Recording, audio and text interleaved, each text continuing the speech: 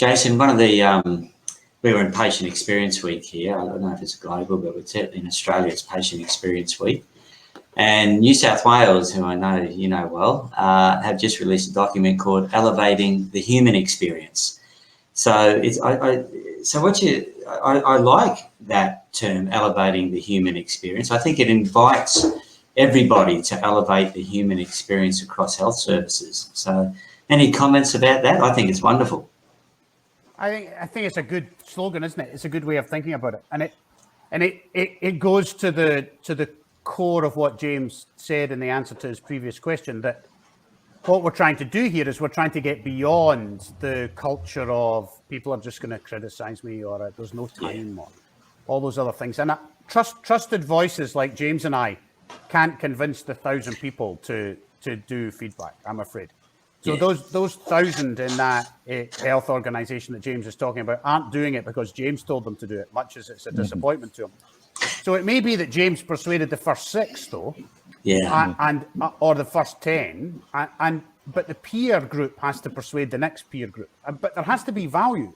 Yes. So something has to have changed or been better or not worse. Part of that culture is because traditionally complaints are really difficult for clinicians. They're hard. You feel unrespected. You feel hard hit by whatever it is that's said, and you don't feel as though you get a fair shout at responding in a meaningful way. You suddenly jump from 0 to suddenly I'm in a tribunal or whatever it might be.